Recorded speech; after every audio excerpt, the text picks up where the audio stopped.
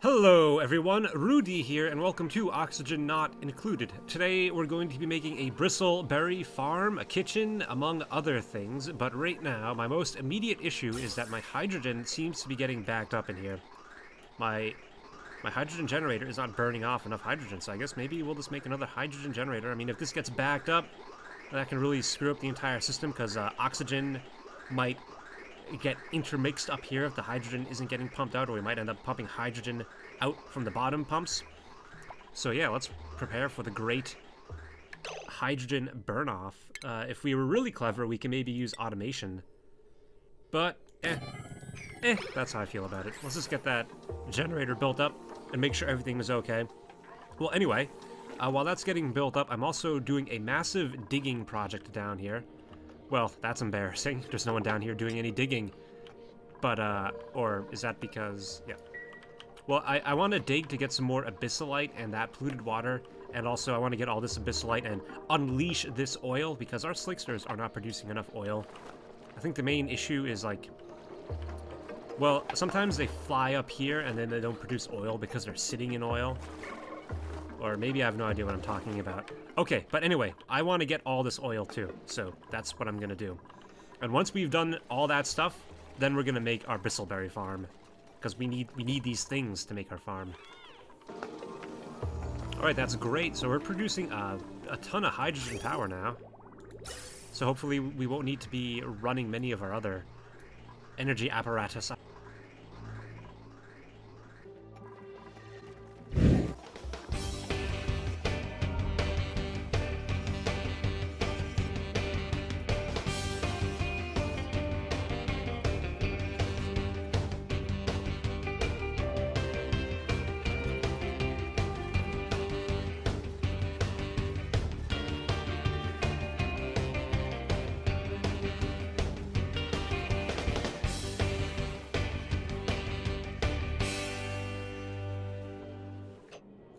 Okay, well now we have this gigantic mass of oil, this giant black mass.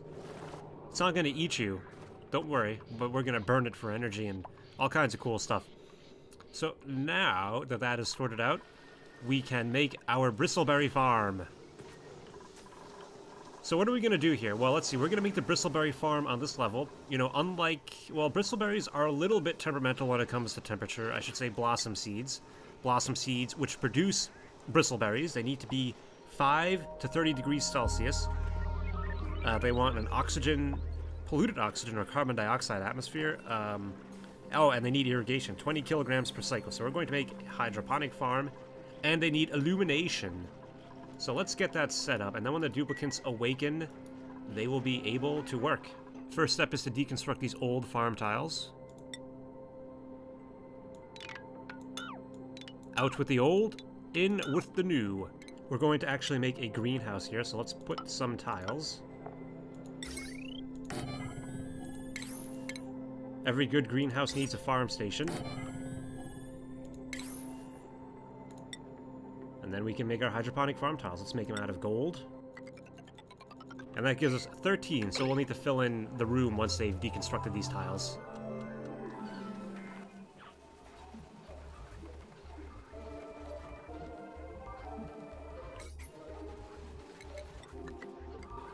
That gives us 16 right there.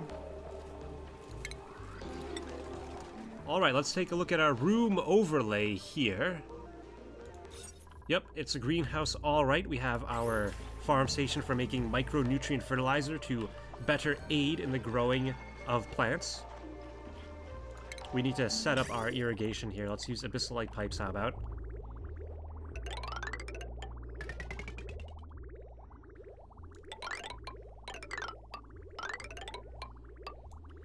We're gonna have to jump over this pipe here and come down there.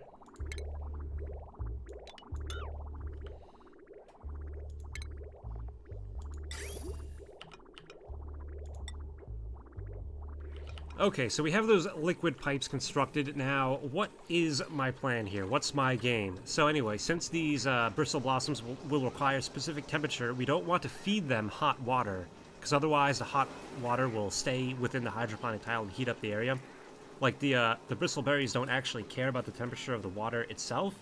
but the hot water could heat up the atmosphere and cause their growth to be stifled. So what we're going to do is we're going to make a thermo aqua tuner here in our utilities area, a marvelous device that cools a liquid piped through it, but generates heat in the immediate vicinity. So yeah, the thermo aqua tuner just basically sucks heat out of the liquid, and we will only need one of these.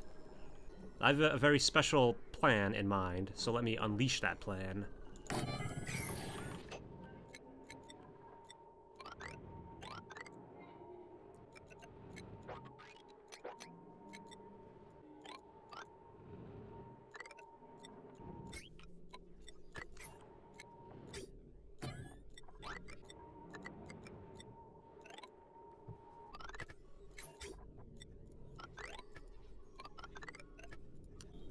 Okay, so this is what we got here. We're going to have our thermo aqua tuner in this vat here. We're going to dump a bunch of oil on top of it to help keep it cool. What we'll do is we'll pump in the water, it'll get cooled by the thermo aqua tuner, and then we'll pump it directly to the farm. So we'll have to do some pipe work up in and around here. We are, of course, powering the thermo aqua tuner with heavy watt wire because this thing draws 1.2 kilowatts of power, and it will overheat. It would overdraw on normal wires. Actually, I built this out of copper ore. I should actually make this out of gold amalgam.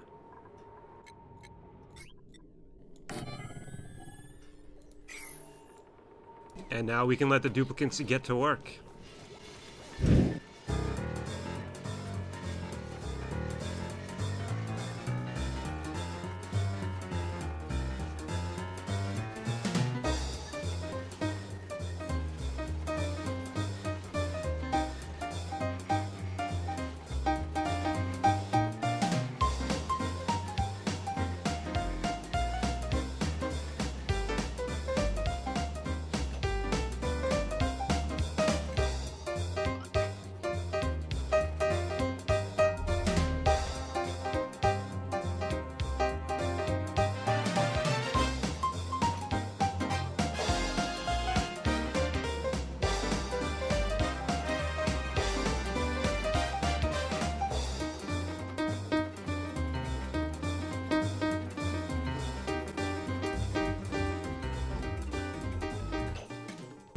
Okay, so our little expedition into this area of the map has resulted in some immunity loss in some of my duplicants, so I'm going to sort of clean things up here a bit, let them recover, and then we'll continue this project. Okay, so it seems Antoinette is the one with the major infection here. She has 212,000 germs, decreasing, but minus 21% immune system per cycle. I think she's going to be okay, though, as long as she doesn't venture into too germy areas. I mean, we got some germy stuff down here. But she's running in there. Okay, I think she'll be fine, though. If she gets sick, though, I mean, that's just one duplicant. I think we can handle it. So what is next, then? I think we're pretty much ready to get this show on the road. We just need to make some plumbing hookups. Oh, we also need to fill up this reservoir with oil, so let's get that done.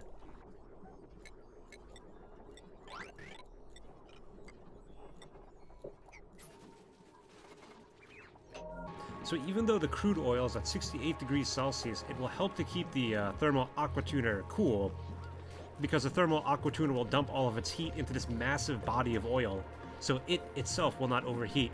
Now eventually this entire system will overheat, but it's going to take quite a while, and honestly I don't even think we're going to be playing on this colony long enough for it to be an issue. So now the final thing we need to do is we're going to hook up the output of our water sieve to the aqua tuner. Now the water sieve outputs water at a constant 40 degrees Celsius.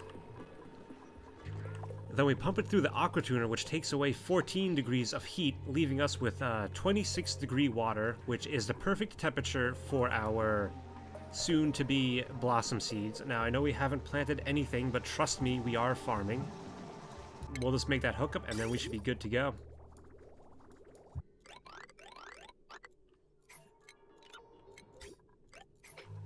Ho ho! We are almost done, but the duplicants have gone off to bed. We just need to complete this one pipe segment and we'll have everything that we need. So I guess I'm going to go ahead and put these blossom seeds in the ground. Or at least I'm going to tell the duplicants to do that. In order to use our farm station, we need a seasoned farmer. So we're going to promote Joseph Stalin to being a seasoned farmer now. You've earned it. You've earned this position. I really just want you to do more work. Alright, everything should be good now.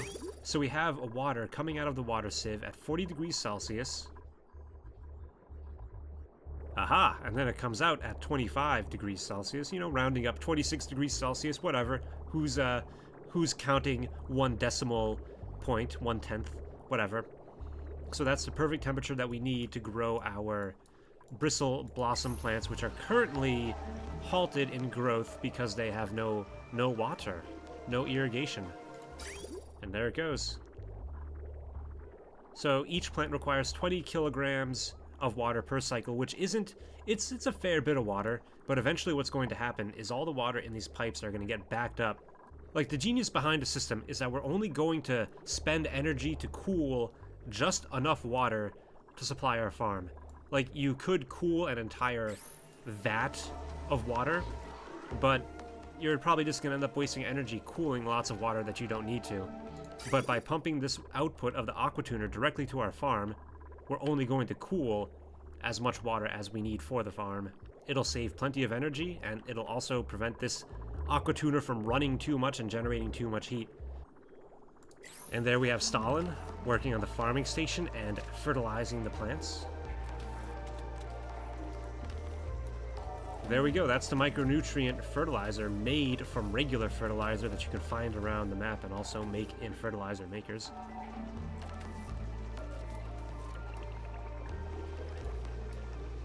Right, so yeah, I believe these plants are going to mature in just 3 cycles because of the farmer's touch. Growth speed plus 100%. Okay, this is great. So now we're going to have blossoms that we can eat, and I think it's time that we make our kitchen with an electric grill so we can fry up some mushrooms and also make stuffed berries and berry sludge and other things like that. What is this 25 stress? Lindsay? Where is Lindsay? Lindsay has been stranded down here for who knows how long. Okay, we need to get Lindsay out of here right now. Let's build some ladders. Priority 9.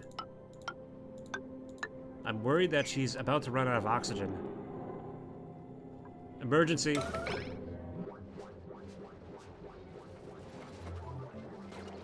There's an emergency going on. Okay.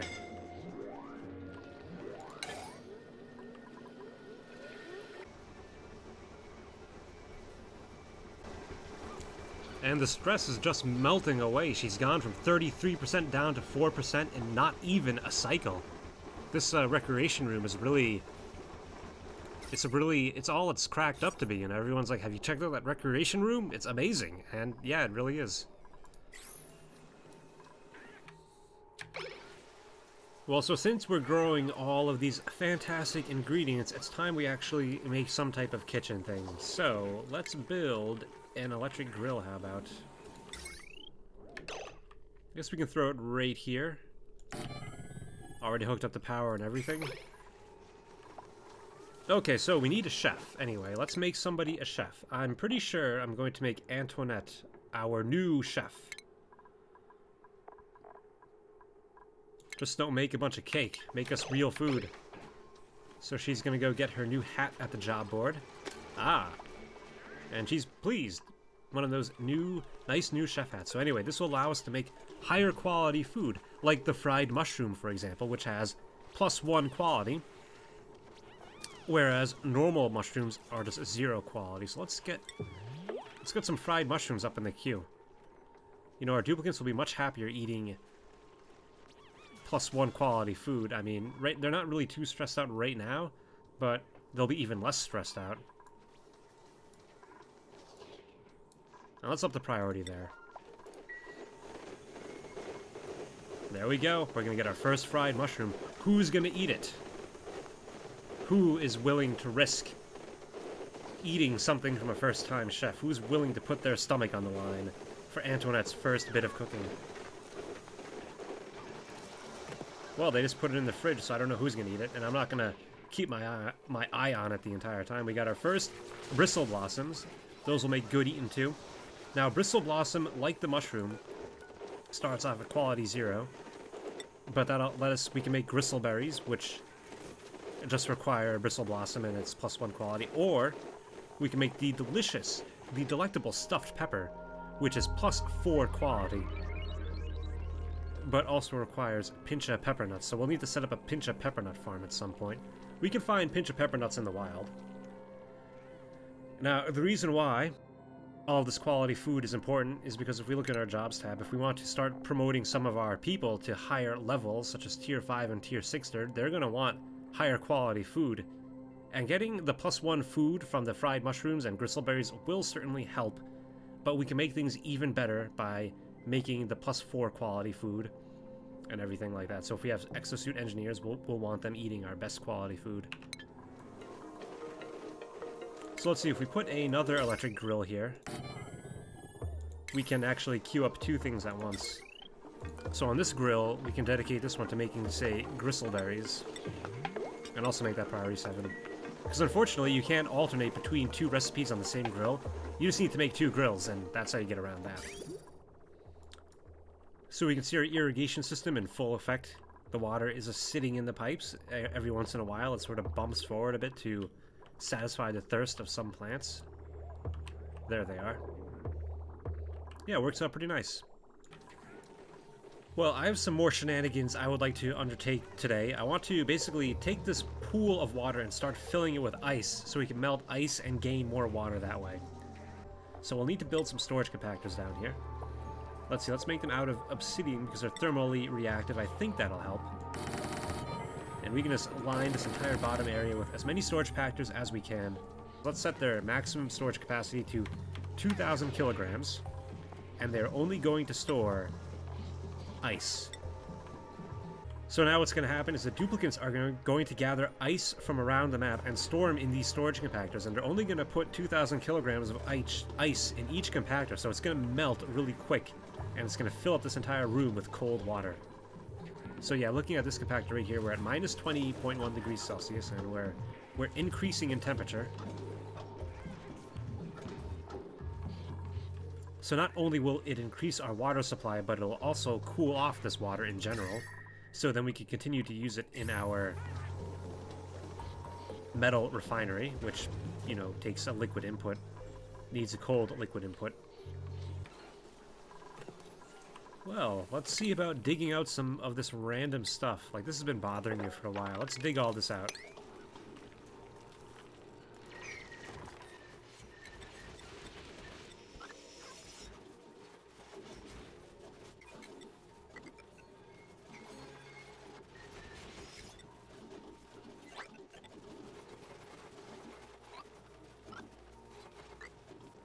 Alright, that's much better. And we have double length walls just in case we need the extra strength to hold in all the water.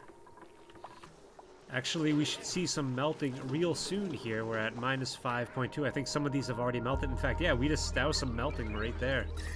We got some cold water in here. Look at that. That water's on to 22 degrees Celsius. Perfect. Well, that is all for today. Thank you so much for watching. Hit that thumbs up. Do leave a comment. I'd love to hear from you. Okay, bye.